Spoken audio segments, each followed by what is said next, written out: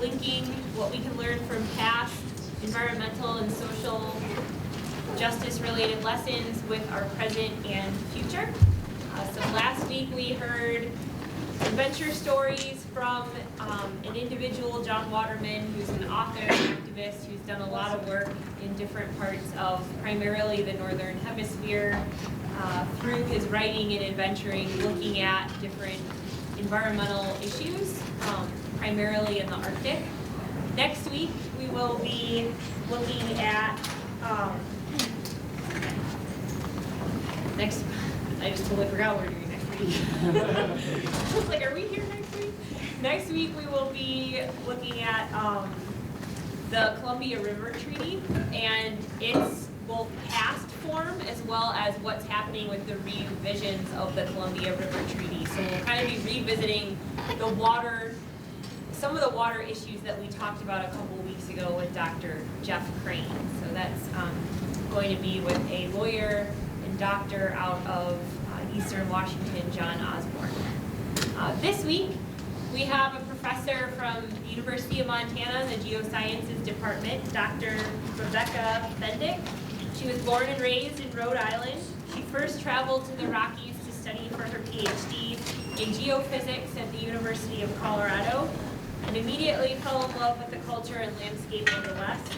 After receiving her advanced degree in 2000, she and her husband Grant spent 3 years in the UK while she worked at the University of Cambridge, then returned to the Rockies for her faculty position here at the University of Montana. Her current research and teaching interests include tectonics, earthquake physics, mountain building, and the utilization of scientific information by human communities. She has active experiments in Central Asia, East Africa, Nepal, and Southwest Montana.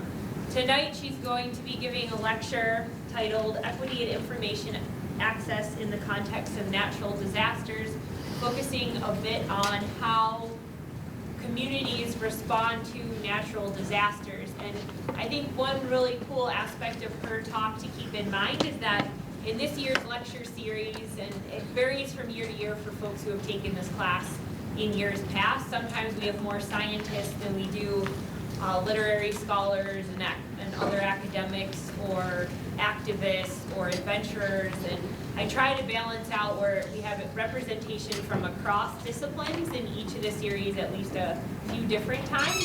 So Dr. Bendick is one of the few scientists who we will have in this year's lecture series. So I think it's important as she talks to keep in mind her incredibly rich and diverse research background and how she's used investigation as a way to connect with this a social component to her work as well and looking at community response to natural disasters. So with that in mind. So with that, I'll welcome Rebecca to our lecture series.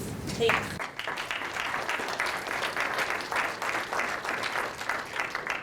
Hi. Wow, that's loud. Okay. Thanks very much for having me. And yes, in my kind of normal daytime job, I primarily use physical methods to study earthquake physics. And as part of this job, I and my grad students and my research team, we keep a capability here in our group for rapid response. And what that means is anytime there's a large earthquake in Asia or Africa, or the Northwest United States, which hasn't happened in my time here yet. Hopefully nothing will happen in the next hour. We respond as quickly as we can with a kind of sophisticated package of instrumentation. And the point is to go to these earthquake places, earthquake disasters, and measure the fancy, detailed, very delicate, very sensitive observations with these high-tech equipment that tell us how the Earth is changing its shape after an earthquake. And so this is kind of fiddly, sensitive work, and it's really physics-based and has absolutely nothing to do with people except maybe in the very long term when we figure out exactly how earthquakes as a machine operate in the world that we live in.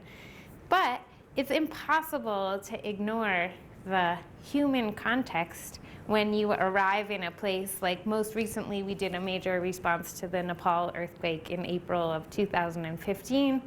When you land in a place and you've got these scientific data to collect, but all around you, other people are trying to save lives and provide housing and find lost children and help communities to recover to these absolutely catastrophic events. So over the course of now 25 years of doing this kind of research, I became increasingly interested not only in kind of the underlying physical processes, but also what was going on in these communities. Why are these events so devastating? Because to be honest with you, floods and landslides and volcanoes and earthquakes, these are all part of the natural processes of the earth. They're just kind of the extreme end of a spectrum of events that range from, you know, the snowstorm we're having today to a catastrophic mudslide that buries a village. And so human communities have had hundreds of thousands of years to adapt to this full spectrum of possible processes.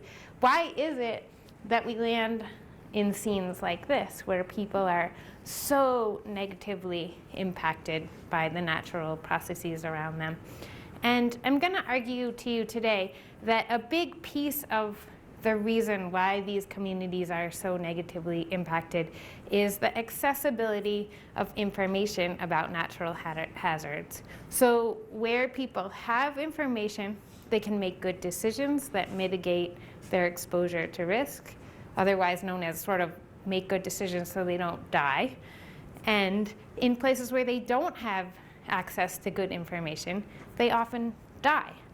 And so the human side of natural disasters is very much built on the day-to-day decision making of ordinary people who live in places that are exposed to greater or lesser levels of threat. So these boys in Nepal happened to be alive after the earthquake because of a set of decisions that were either intentionally or unintentionally made that led to this particular outcome. And after an earthquake is a pretty bad time to be thinking about the decisions that you made that got you in that situation, because you're either dead or you're not. And if you're not, you're pretty happy and thinking about other things. And if you're dead, well, I don't know what happens to you, but you're probably not thinking about the decisions that got you there. So the time to think about natural hazard mitigation and understanding natural hazards is before events happen in a place, when life is kind of ordinary. And it's this sequence of decisions that move human communities from ordinary day-to-day life to the moment of catastrophe that add up to produce what we call natural disasters. But that sum of little individual decision making is pretty gigantic, right? So here's a decade's worth of disasters. So 2005 to 2014, these are the numbers we're talking about in terms of the impact of natural disasters on human communities on Earth. $1.4 trillion in economic losses, 1.7 billion people affected, 700,000 people killed. It's sort of an average decade in the story of human communities. These kinds of damages, sometimes it's more like 1 million people every 10 years killed. Sometimes this is maybe on the low end. But these numbers are huge, right? So we have natural processes interacting with human communities and their day-to-day operation, and ordinary people's day-to-day life choices that, when they're not super, add up to serious impacts, obviously to the individuals who live in affected areas, but also to all of us as a kind of global community, because these kinds of numbers have net impacts on the whole Earth. So I want to take you through a case study that I hope will more clearly illustrate the premise of this argument, that having access to information changes this bottom line. And in order to do that, I'm going to compare two earthquakes. One of them is the Loma Prieta earthquake. This happened in 1989 in the San Francisco Bay Area. And this slide is sort of the scientific summary of this earthquake. It tells me, at least, because I know how to read these things, that there was a fair bit of shaking in this kind of South Bay area, San Jose, Santa Cruz, enough to produce damage to infrastructure. This was a strike slip fault, so one side, this west side, moved kind of northwest relative to the east side of the fault, so there's this kind of shearing motion like that.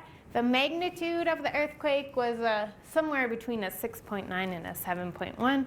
We'll call it a magnitude 7.0, so that gives me some assessment of the size of this earthquake. It was pretty shallow. It moved through an area of relatively high population density. And the number I want you to particularly notice, which is why I made it red, is the number of fatalities in this earthquake is 63, as best anyone can figure. This is what the aftermath looked like. So some substantial damage in the San Francisco Marina District. San Francisco Bay Bridge had a major deck collapse. Most of you are probably too young to remember, but this interrupted a game of the World Series. So there's lots of really cool video footage of the stadium shaking around and people freaking out and running out onto the field. But none of those people died.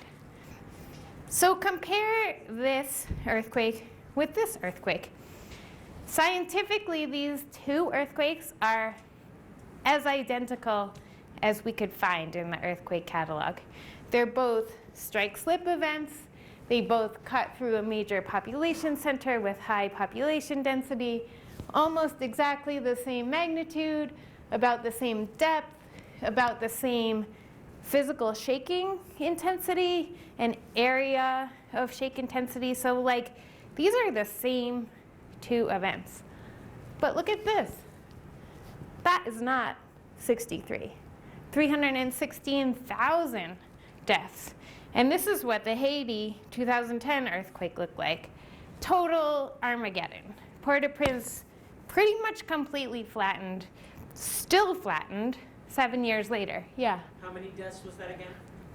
About 316,000. Nobody really knows for sure because nobody really knows how many people lived in Port-au-Prince before this earthquake. So that's why it's such a round number. It's, I'm sure, not even to the nearest 1,000, but that's kind of the best guess. So we did this with a bunch of pairs of earthquakes, and one of my grad students made this, which we call the death slide. What this shows is for pairs of physically identical earthquakes, the Sumatra event in 2005, the more recent Tohoku Japanese event, these two are very, very, very similar to each other. But each of these little dudes represents 1,000 fatalities. So you can see a wild difference in the number of fatalities for very comparable earthquakes. And the same with the example I just gave you, the Port-au-Prince Haiti event and the Loma Prieta event. It's not even one dude's worth of fatalities for this event. What's the difference between these places? It's not the earthquakes. The difference is, to distill it down to something very simple, people's ability to gain information about their exposure to earthquake risks, and then their capacity to mitigate that risk. So in these two places, Japan has a really concerted, well-developed system of earthquake early warning, earthquake response. Children are trained what to do in an earthquake. People know that they live in an earthquake-prone area. They build their infrastructure to accommodate that. And it's not to say that wasn't a bad earthquake, but compared to an identical earthquake in a place that doesn't have earthquake-resistant infrastructure, doesn't have an earthquake education program in the school, doesn't have an early warning mechanism. So the Pacific Ocean has a tsunami warning system. The Indian Ocean does not, and many of these fatalities came from places where it took, 14, 16, 18 hours for the tsunami wave to cross the Indian Ocean, and then people were killed by that wave. That's plenty of time for people to get off the beach. But there was no mechanism for warning people, and people didn't really know that they lived in a place, say on the coast of Somalia, where tsunami waves might hit. And the same with this comparison. California has a really strong program of earthquake education, earthquake early warning, infrastructure zoning. People know that they live in earthquake areas, and in Haiti, none of that exists. And so you can see a very real consequence of poor access to information and a limited ability to mitigate risk in just pure number of lives lost or lives saved in these events. So we have like a conceptual framework for dealing with this kind of problem. This is like one of the most simplest plots in economics or calculus that you could imagine. This is an optimization problem, right? If you can figure out how much an earthquake or any other disaster is gonna cost to recover from, you should be willing to spend exactly that much in order to mitigate it, right? So if I'm gonna spend, if my earthquake is gonna cost this much, I should spend exactly this much to mitigate it, and then I come out even. If I can mitigate it, even I can spend money to offset that cost that's even less than the cost of it, then I'm in this nice zone where my benefits are much higher than my costs. If I'm out in this zone, well, I calculated poorly because my costs are much higher than my benefits and I have a problem. But we have this framework that allows us to say, like, okay, I know earthquakes or floods or tsunamis or volcanic eruptions are gonna happen around here. So I'm gonna be an absolutely rational operator. I'm gonna hedge that exposure to risk up to the amount that it'll cost me. If it's gonna cost me, I'm not gonna spend more than it will cost me. Otherwise, I would just absorb the cost of the event. So if we were purely rational operators, we would just do this. Like, the actions we're gonna take, the total cost should be equal to some function of the likelihood of the event, like how often it happens. So if it's not gonna happen in my whole lifetime, I'm probably not gonna spend anything to hedge against it or mitigate it. It should be a function of the mitigation costs. What's it gonna cost me if it actually happens? And then also something called the discount rate that I'll explain in a minute. So the first one, this is where science lives. What is the event probability? How often is a particular event of a certain impact gonna happen? And let's say I don't totally care about all y'all, I just wanna know how often is this gonna happen to me? So it turns out that all these natural disasters have really uneven distributions in space and time. So here's, I think, a really interesting plot, number of natural disasters annual average. What you can see is that the average varies a lot in both space and time. So like South Asia, there are a lot of natural disasters in South Asia compared to the Middle East and North Africa. So if I go back to my optimization rational operator curve, if I live in South Asia, I want to probably set aside more money or invest more in mitigating my risk than if I live in North Africa or, say, Central Asia. What you can also see here are 3 consecutive decades, and you can see that the likelihood or the probability or the number of events is different from decade to decade. And there's actually this kind of systematic increase. So 2001 to 2010 has had more disasters than previous decades. And a lot of this looks like and we can talk about this later in the discussion part if you guys want to get down into the nitty-gritty. A lot of this looks like increased storminess related to global climate change and the impact of those storms being slightly more severe. But so if you could actually quantify this in detail, this gets towards that event probability that you want to feed into your decision making about how are you going to prepare for these disasters. And here's another example. So this is a map of all the earthquakes since, I think, 1920 that are bigger than a certain threshold. And you can see, again, these are really heterogeneously distributed in space, right? Like, if I live on the so-called Ring of Fire around the Pacific, I'm going to want to invest in mitigating the impacts of an earthquake because there's a ton of earthquakes there. But if I live in Saskatchewan, like, I should be investing in something different. And so even just the level of kind of quantifying how many events happen in a certain place compared to another place, and how are these events organized in time, goes a big step towards helping people to understand what is their exposure to risk and what should they do about it. But as you'll see in a minute, these information are not as accessible as they could and nominally should be. How about the costs? This is where economics lives, right? This is a pretty easy thing to come up with as well, because lots of people pay attention to these big disasters, and particularly insurance companies have a really good idea of how much they cost to recover from. So how much does it cost to repair the San Francisco Bay Bridge? How much does it cost to reschedule a game of the World Series? How much does it cost to get all of the mold out of your basement after a flood? We know all these numbers, and this plot is by year, so you can see there's a lot of year-on-year variability, but we can quantify that pretty well. And then each of these color blocks are by different types of disasters. And so we have a pretty good sense of which kinds of disasters are the most expensive, which are less expensive, which occur the most frequently, and which the least frequently. So these are two pieces that go nicely into that, like, really nice rational operator mitigation optimization curve.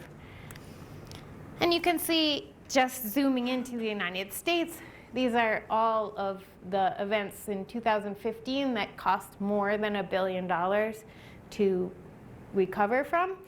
Again, they're not like evenly distributed in space. There are some parts of this country that are much more prone to natural disasters. The Gulf Coast, some of these really stormy, like tornado-y areas in the mid-continent, earthquakes and wildfires out here in California, New England, the upper Midwest, us, many fewer natural disasters over long stretches of time.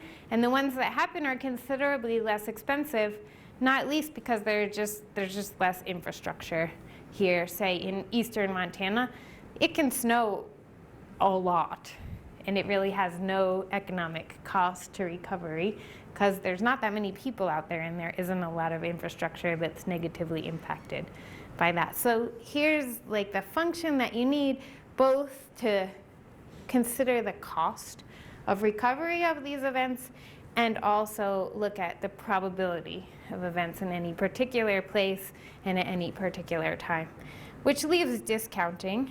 And this is my nice photograph of a literal bird in the hand. So the idea behind discounting is one need not prepare for all events as though they were going to happen tomorrow, right? So suppose I have, a forecast of my exposure to risk that says sometime in the next 100 years, I can expect a 100-year flood. It's a very reasonable thing to expect. But I don't necessarily need to have all of the money in my pocket to pay for the recovery of that 100-year flood tomorrow, because it's going to happen sometime in the next 100 years, not necessarily tomorrow. And so I can choose to take into account that variability in time through a discount rate. So another way of saying this is, suppose I know that that flood is going to happen exactly 100 years from now. I only need to like put, $10 in to the bank, and then it can accrue interest up until the time I'm going to have to pay for a new house. So that's something one would want to keep into account in that calculation of optimizing your recovery or your exposure to risk, because it saves you from having to set aside all of the money you need or do all of the mitigation actions you need tomorrow. Like if you scale this down, it's, early March. Wildfire season isn't going to start until August, maybe July.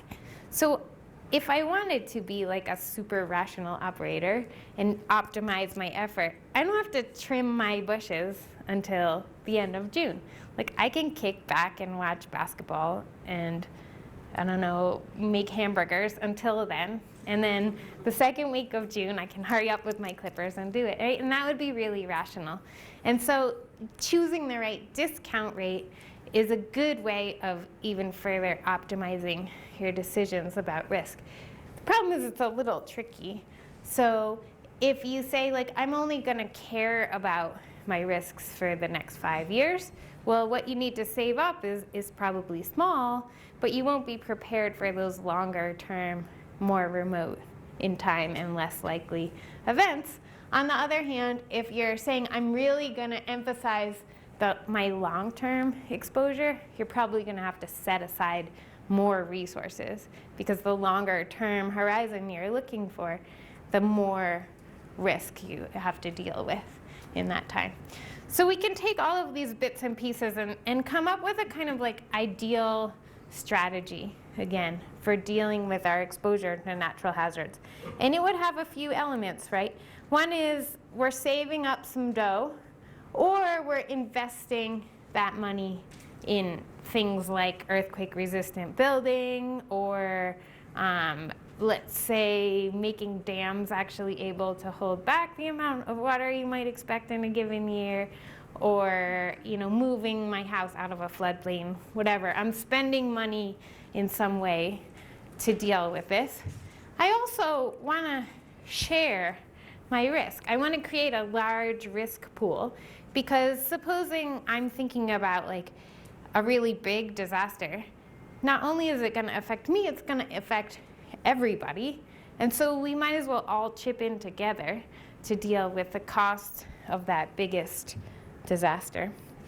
And we might even want to find like sexy ways to incentivize this, that allowing our ways of hedging risk to make people money. And these are some kind of hideous slides, but they represent, to me, a new method of hedging these kinds of risks that's called catastrophe bonds.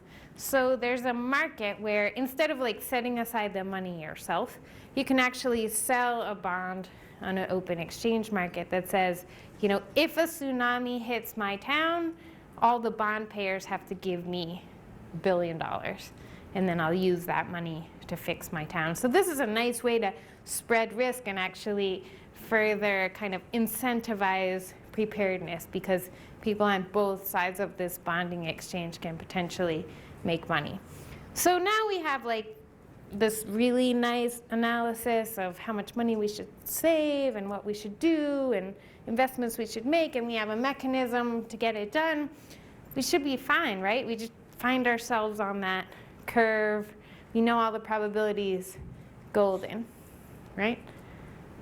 But it's really complicated because of some things that don't go into that nice optimization system.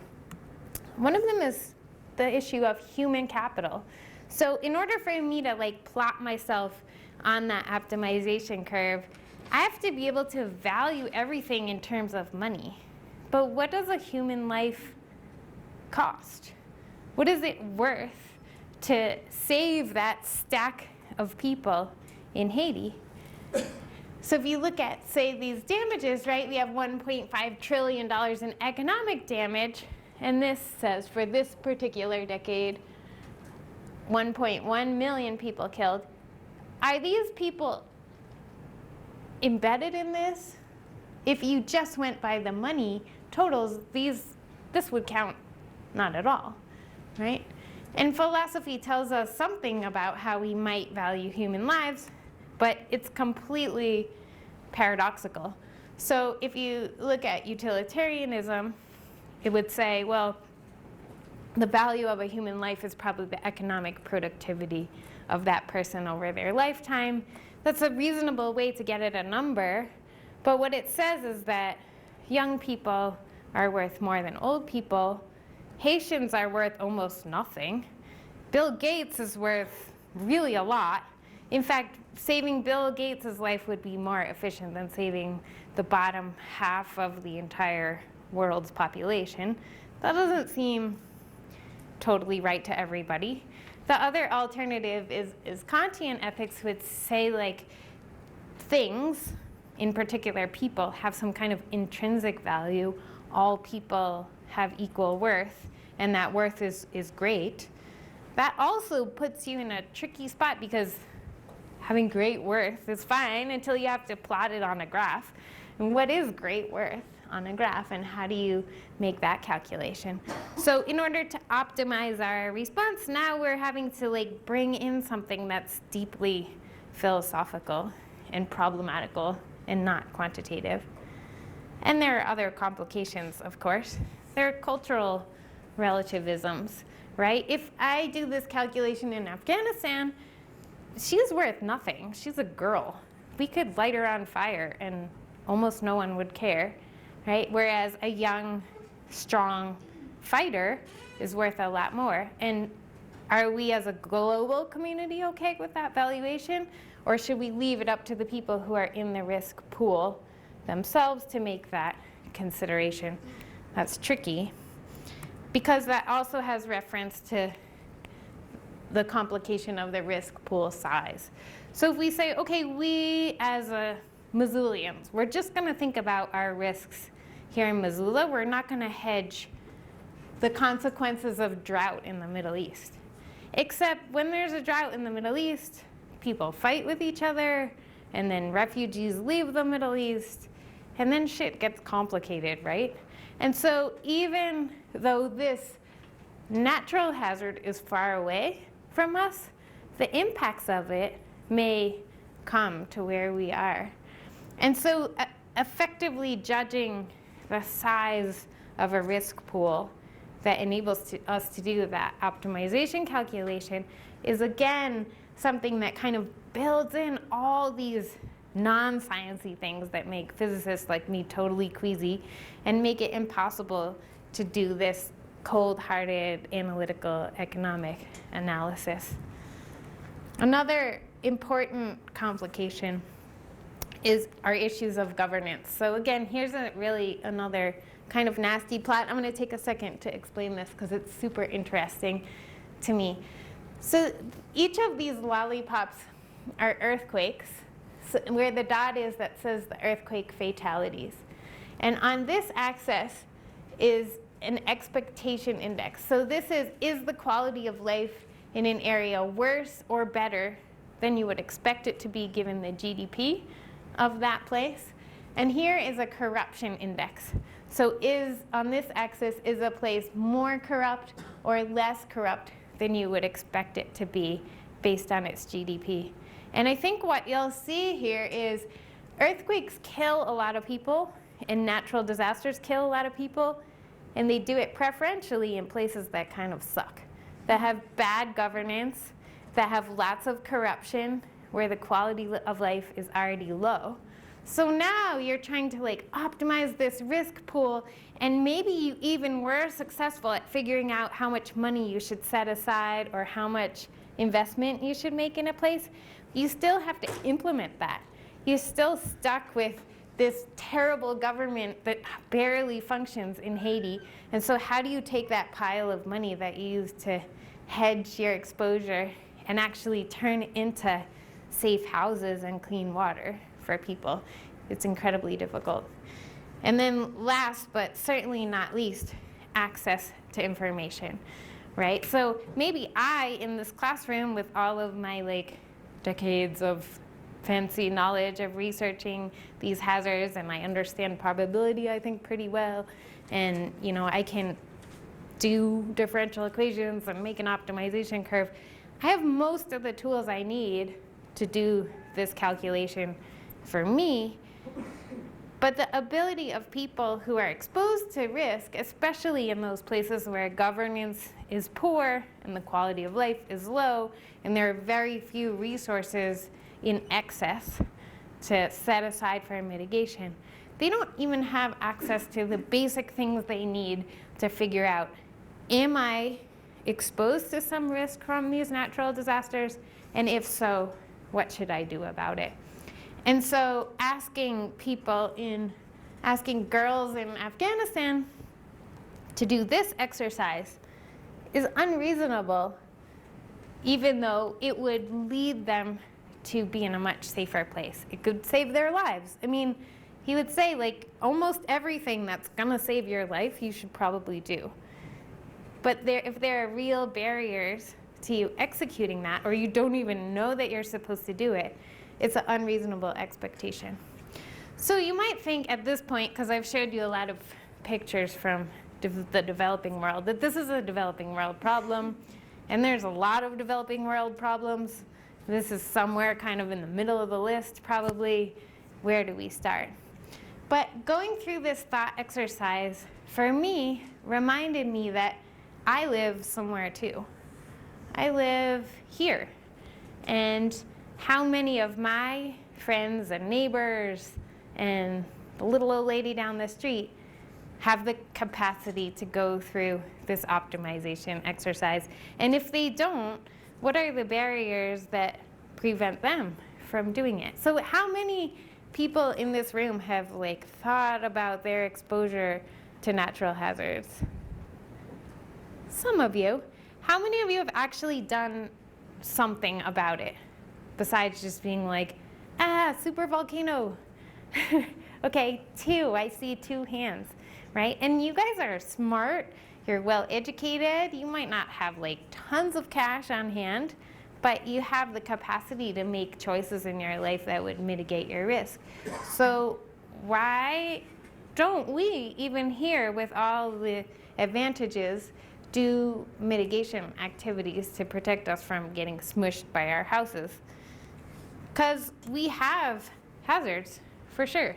Here's a list of things that are natural processes that happen in western Montana: volcanoes, landslides, earthquakes, floods, droughts, and wildfire. And I've color-coded them by their riskiness, where riskiness is some combination of how bad they are and how frequent they are, right? So something could be horrible but never ever happen, like volcanoes, so it's green. Or something can be pretty bad and happen a lot, so it's red, wildfire. And we probably all know that these things can happen here more or less, right? They're not hidden from us. This is 2011. This is the Clark Fork River spilling over into Missoula. We have floods. 2008, wildfire on Mount Sentinel. We have wildfires. You have them every summer, more or less. This is the 2014 avalanche on Mount Jumbo that killed 3 people in my neighborhood. So these things happen here. We kind of know about them, but we still can't really get through this mitigation exercise that we would want, because there's some real problems beyond just being able to make a list of things that happen here in Missoula. One is the data about these events are hard to find. So, right, you have this little equation I laid out for you that you in order to figure out what you should do about this stuff, you need to know how often they happen, how bad they are, and whether or not you want to discount them because you move every 2 years or whatever. The information about the probability of these types of events in space and time, they're all stored on different servers and different government websites, and you have to know where they are to find them. And if you do find them, those data are really technical. So here's the flood map for Missoula. city of Missoula, you see these colored blobs, and they correspond to AE, AH, AO, A. What does that mean? What are those things? You have to be an expert in these data to understand it. And the earthquake stuff is even worse. Here's a map of western, or all of Montana, and it's color-coded, and the colors are peak horizontal acceleration in units of G. So this is basically percent of the acceleration of gravity that you would feel during an earthquake. Like, what the hell? This is terrible. You can't understand this unless you're already an expert, in which case you kind of already know what the scenario is going to look like. And the colors don't even help. Like, you might say, okay, red's probably bad. Yeah, and it is, but it's probably worse than lavender, because lavender is like a happy color. But what does this mean? You know, am I going to die or not? I want to know. Not only are the data not technical, or too technical, they're not paired anywhere with, like, what are you supposed to do? So I live in AE. What does that mean? What's that going to look like? And what should I do to mitigate my risk? And they're not customized. So suppose you do, like, get a wild hair, and you really like learn all about acceleration of G, and then you find the map and you look at what zone you're in, and then you kind of cross-reference that against activities, but then you go to these other websites, somewhere totally different, FEMA.gov in this particular case, and it says, like, every possible hazard on the face of the earth and what it is that you should do when that comes. Like, bubonic plague, here's what you should do, and volcanic super eruption, here's what you should do. But then you have to somehow, like, cross-reference that with your exposure to risk in order to be organized. So we, and by we I mean me and one of my graduate students, decided that this was just as bad as everywhere else in the world where people get smushed by their houses when there are earthquakes, because it's impossible to find out what you need to know in order to make these sensible decisions that lead you on a path to being reasonable and safe in your life. So we decided that we were going to design a product that would solve everybody's problems.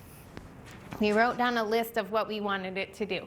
It should have the best available science. It should use the best communication practices. It should have integrated messaging. So it should tell you about event probability, what the events are like, what you're supposed to do in the event, how worried you should be, what's happened in the past. It should engage communities and have an efficient platform. And so what we created is this thing called Hazard Ready, and it now has 2 implementations with more to come. One for Missoula, that's called Missoula Ready, and one for Seattle and King County, that's called Seattle Ready. And at the end of my talk, I'll take you to the live site. But the idea is you type in your address, or you click on your smartphone, use my current location. And for that location, what pops up is a map of where you are, in case you didn't already know, and then a bunch of tabs across the top, and those correspond to all of the possible natural hazards that could occur at your location. And then for each of those tabs, there are these little dials that say a likely bad scenario and the worst case scenario for that location, and then how to prepare for it, and a little bit of information about anything that happened like that in that place in the past. So you have one-stop shopping. It tells you with the dials about your probabilistic exposure to that risk without using that scary word or any numbers. It tells you about what you could do to be prepared. And then down here, there's some links to more advanced information or local updates on events if something's happening right at the time that you happen to click on it, and stuff about supply kits and stuff. So the idea there is that if you can get people who live in a community to have this simple, easy to use access to information that allows them to mitigate their risk, you build a more resilient community. And it doesn't even take every single one of these people at the farmers market to all engage with that information. It just takes a sort of critical mass of people to say, hey, this neighborhood is really dangerous. You know, we should advocate for flood prevention measures here, or better drains, or a pump, or we should help the little old lady who lives 4 doors down to keep her shrubs trimmed a little better. Most of the things, most of the practices that can be done to mitigate risk that are listed on this website are things that cost $100 or less.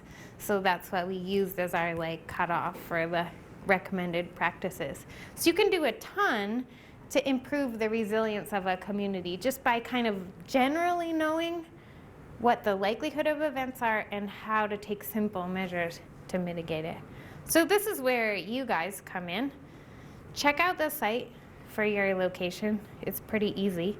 If there are preparedness measures that you need, do them and spread the word. Because the more people who are prepared for these disasters, as you could see in the death graph, the fewer negative impacts, whether it's deaths or whether it's just the added pain in the ass of having to drive around to a different neighborhood because there's a bridge that's washed out, or there's a wildfire so you can't go home and get your clean laundry or whatever. These are all costs that accrue during disasters, some big, some small, but all of them, the biggest to the smallest, can be mitigated by taking sensible actions. So if we go to the site, I'll just show you quick how it works. Let's do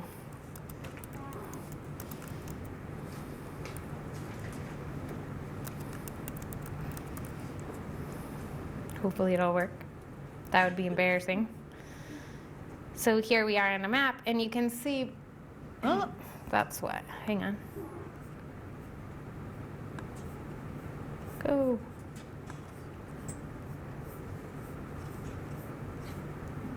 I typed in the address for campus. Here's our little map. And then you can see all these tabs for wildfire. And you know, there is potential fire because of Mount Sentinel. And there's also problems with smoke in the valley. And here are a few links of how to get prepared. But one of the things you'll notice if you live in Missoula is as you click through these tabs, there's not a lot of bad here. It's a pretty safe place to be. Mostly, you're kind of down at this low end of the dial for most hazards. And you can also maybe notice that one of the tabs that's not on here is a volcanic eruption. So for all places in Missoula County, the probability of being affected by like a Yellowstone eruption is so tiny in time, even though that's the thing that more people ask me about in a given farmer's market stroll than any other hazard, that it's not even worth putting up here, because in all of our lifetimes, there will not be a Yellowstone supervolcano eruption. So we would have to have like a discount rate that was 1 over infinity in order to bother to worry about a Yellowstone eruption. Yeah, I'm good with this. Like probability, I'm all over it. It's not gonna happen. Worry about oral hygiene before you worry about a Yellowstone supervolcano eruption. The other cool thing about Yellowstone is it's well monitored. So one of the things that was tricky to kind of characterize in here are hazards that you will get a warning about versus ones that you won't. So for flooding, we usually have a couple days at least lead time on flooding. So the likelihood of a giant flood killing lots of people here is small, but it can do a lot of economic damage. And again, this goes back to the complexities of, you know, deciding how to treat human lives in all of these calculations. But I'll leave it at that, and you guys can discuss or go to bed or go log on to our site and mitigate your risks or whatever it is that you want to do now.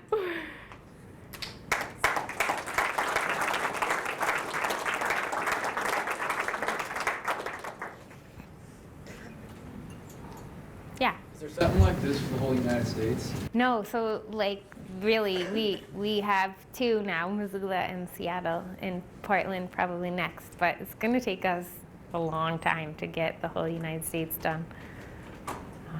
Working on it though. I feel like it's kind of one of those things that should exist because it empowers people to make their own choices about what they do. So There's a book on it called Strategic Relocation, Yeah. where it's that kind of thing as a whole United States. That's cool. It's not as in-depth as this, but one of the interesting things about this is it's actually like incredibly neighborhood specific. So strategically relocating to like North Dakota, okay, but you could probably just move within Missoula and get the same kind of risk exposure without having to live in North Dakota. Yeah, I saw, did I see it? Yeah. You're talking about like being prepared for case like things do go badly, that things are mitigated if the one is bad as my hate. But I guess like with changing climates and the veracity of storms, how does one prepare for the unprecedented?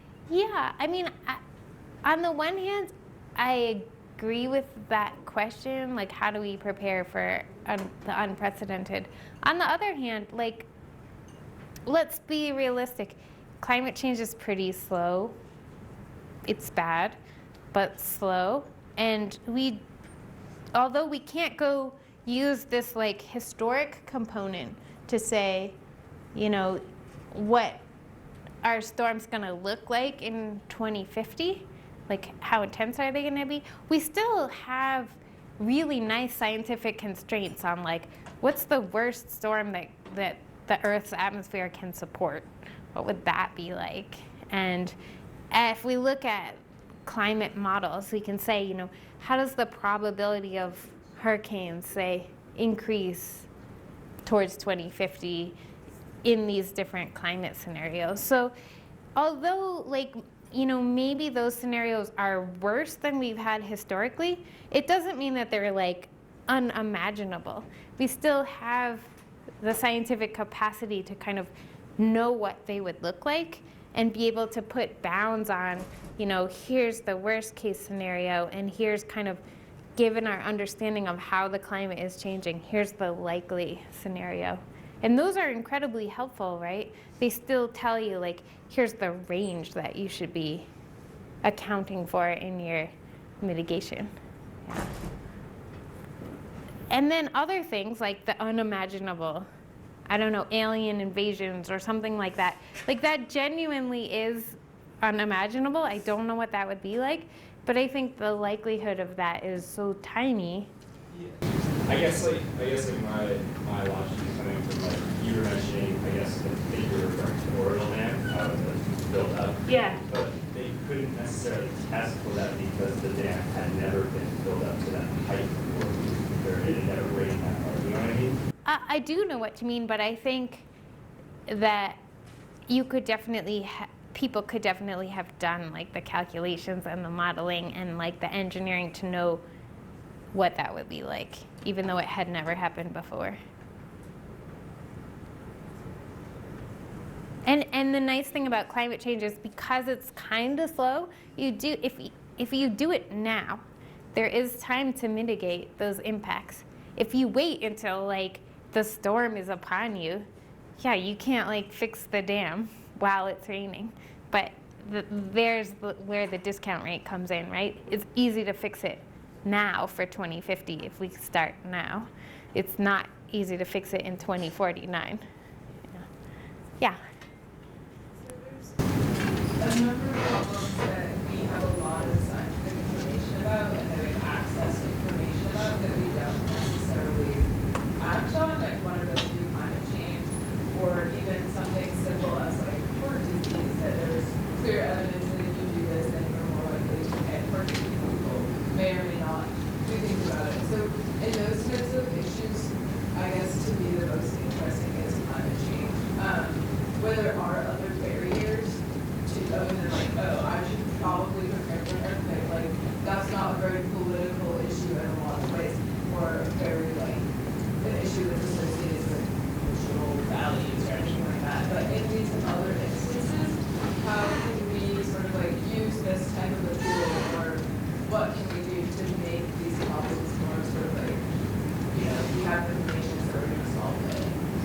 Yeah, I mean, I guess I remain ever the optimist that, like, if people really do have access to information that they understand and they can use, that some of that bullshit factor goes away, right? Like, some of that, the politics or the bad governance or whatever, go away because people making their individual decisions at the grassroots level say, you know, no, this is putting me and my family at risk, and I'm not going to stand for it. Like, I want change. I want people to think about enhanced coastal erosion with global sea level rise or whatever.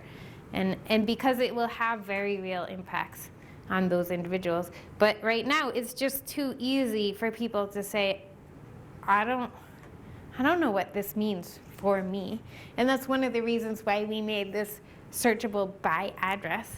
And with the Seattle one, you can see like a whole strip along the coast that is prone to enhanced coastal erosion because of sea level rise. And so I think like showing people, you know, this is really gonna matter to you in your house, your kids. That changes that calculus. It's not abstract anymore.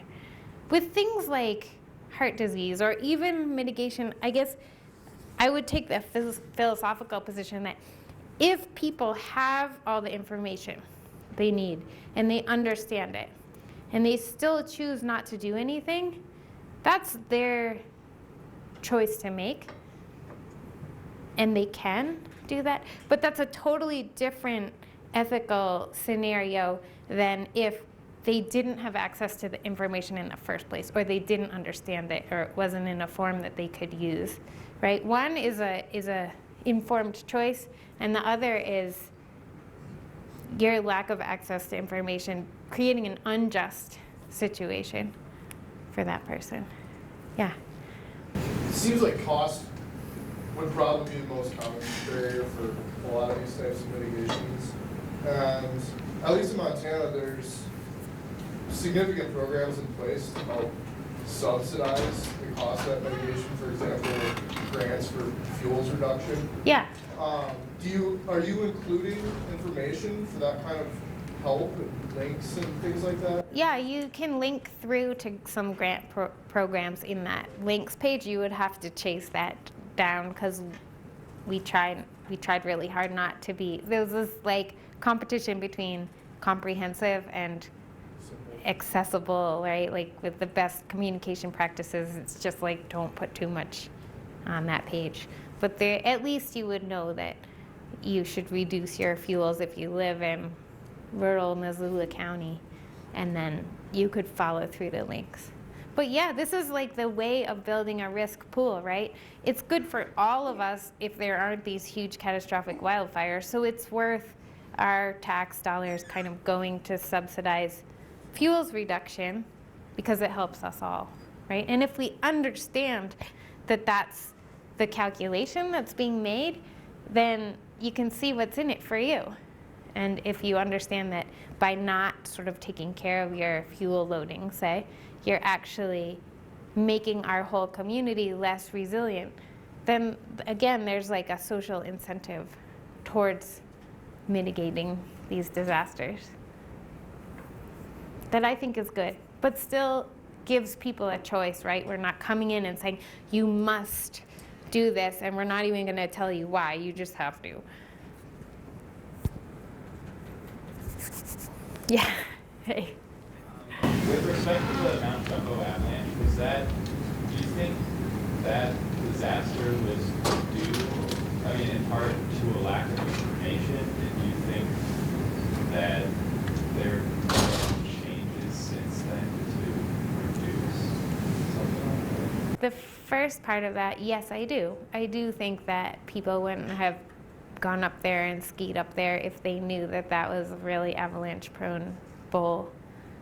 I mean, maybe they would have, but maybe not. And I do think that the people that live right at the bottom of that gully should probably have known that they were at some considerable risk, you know? And if you type in that address here now, it shows like the slope failure is red, there's a zone right there that's very prone to slope failure. And the science tells us that it is, right? But did the people who skied that bowl or the people who lived at the bottom of that chute know that beforehand? I guess they probably didn't.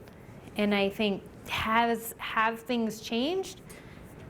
Probably. I mean, they're a lot stricter about closing Mount Jumbo these winters since that event. But 25 years from now, when there hasn't been another event like that in that whole time, are people going to remember?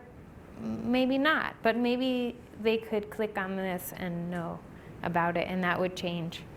You know, you can't stop snow from sliding downhill, but you can tell people that it could happen in this spot and not this spot, and so, you know, make choices accordingly. Yeah.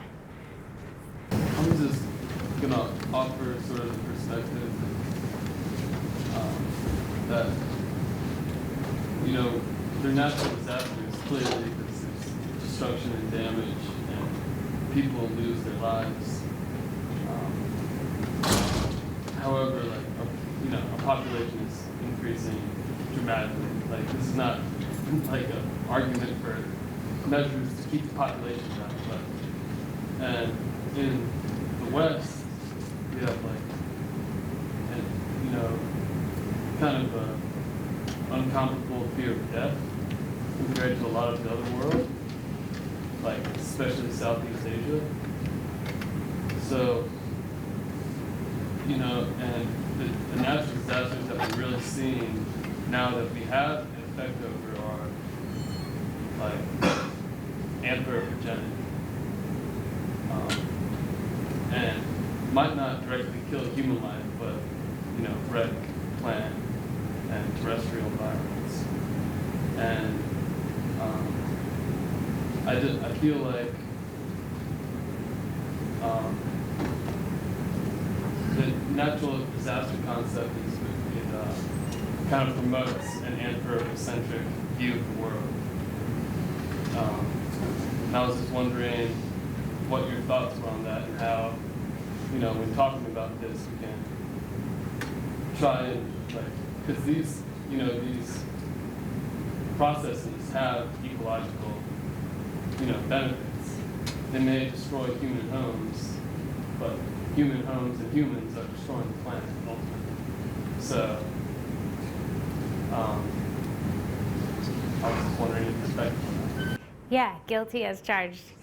I mean, this whole talk was structured around that premise that natural processes are awesome, and anyway, we can't do anything about them. Natural disasters are when those processes impact a human community. That is how we sort of define a disaster, right? So we've responded to magnitude 8 earthquakes in the middle of Tibet where nobody had any, I mean, like a yak fell over and somebody's tent got cockeyed, but it didn't do anything to the human community, so I wouldn't call that a natural disaster. It's a huge earthquake, but it's part of the natural cycles of the earth, and same floods and fires and volcanic eruptions. All of these things are part of our planet and how it works. Where humans come in and are impacted, this is what makes it a disaster. And I would argue that providing people information about their exposure to those risks is sufficient to satisfy our ethical and moral obligations. And if they choose not to act upon that because they're not afraid to die, or they want to be part of this natural cycle, or any other possible explanation, then that's their right to do so. But if they don't have access to the information they need to make that decision in an informed way, then that's an unjust social problem. That's a lack of social justice. So yeah, like if you're, you know, a zillion years old and you're ready to be reincarnated, then this could be helpful because it would tell you which gully to stand at the mouth of when it's snowing really, really hard. So in many ways, this would help you to make your informed choices. Did you have a question? So you kind of throughout the beginning of the lecture, you referenced like a global community and how we have to, here in Missoula, address these issues in the Middle East as well. Or, just on other sides of the world. Anyway, and I don't really see how this model does that, first of all. And then I also don't understand, if you bring this model of, basically the individual paying for mitigation efforts to somewhere, especially in the third world, it doesn't seem like it's actually that viable of an option for people, especially since the economic burden is on the individual to mitigate these efforts more so than like the state, for instance, or than some other organization. Yeah, so I painted this very broad, sweeping, ethical, scientific, economic context, and then said, in the process of thinking that through, and that's a really big picture, like you said, are we a global community? Are we what? In the process of going through that, I realized this has to start somewhere, and so let's start it here at home. By no means is this the end point. This was our sort of first step towards meeting what I see as a much broader ethical obligation to find pathways to make communities more just by giving them access to more information. And I think that as a conceptual framework is very broad, right? And it can work in any country. But if we're talking about Somalia, a web page where you type in your address is not the right mechanism. But making information accessible to the people who need it, to the people who are in harm's way, that is a concept that I think can go anywhere. Yeah. Just to follow up, the people who you think, or not who you think, but who would be most at risk here in Missoula, is this information on a web page? Mm-hmm. Yep. Hazardready.org. What's that? Hazardready.org. Do you think that that's the best way to reach the people who would be most severely impacted by these natural disaster issues? Maybe not, because not everybody has access to a computer and internet, but it's a place to start. And again, I would go back to, my urging you guys to get involved, which is use the site and spread the word. And it turns out lake hazard response is not super different from epidemiology. You don't have to get every person vaccinated. Not every person has to be prepared for this to actually work. If some, let's say 20% of the residents of Missoula sort of look at this site and think about it and understand which neighborhoods are more and less prepared, then there are lots of things you can do through civil society, help advocate for people who are maybe more disenfranchised and don't necessarily directly have access to the information.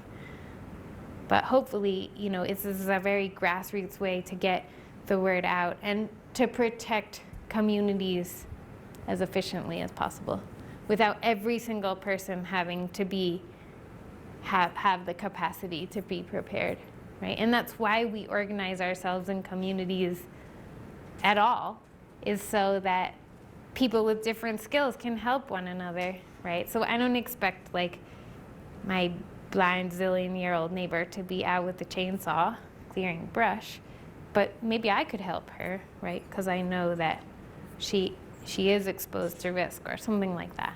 Or I could go to a city council meeting and say, this neighborhood has a huge flood risk and it's very ill prepared. So there's lots of avenues once you have the information you need. Good, maybe one more, huh? And I don't want to overstep our welcome, or we can keep going, whatever. Yeah. I'm just curious how long your hazardready.org has been up. It launched almost a year ago, April. I also wondered if you guys work a lot with municipalities and the cities that you implement these websites in. We do. So I don't know if you remember, one of the things on our wish list was community engagement. So hazardready.org was built not only with us doing like the kind of science back end, and if you're interested, I can talk about that ad nauseum, but we also, like, you'll see that there was a section that said a word from your emergency managers. So all of the text in this section comes from Missoula City and County Emergency Services, and we worked with them to help like identify communities that are at risk and like what are the key pieces of information they wanted to get out. And this is linked from the emergency services page for both the city and the county. And then with Seattle, so that the Seattle page is scheduled to launch in mid-April. It's not out, it's not officially public yet, but it does work. It's hazardready.org/Seattle. And again, we are working with Seattle and King County Emergency Services and the Sheriff's Department and all of these like government entities and user groups to help figure out like what are the key pieces of information that they want. And so actually that'll go into a bunch of these like community meeting focus groups over the course of this month to be ready for a launch. So that's a huge part of like getting people to use it, is helping them have a say in what the kind of information that we're serving here. Cool. Thanks for having me. Thank you.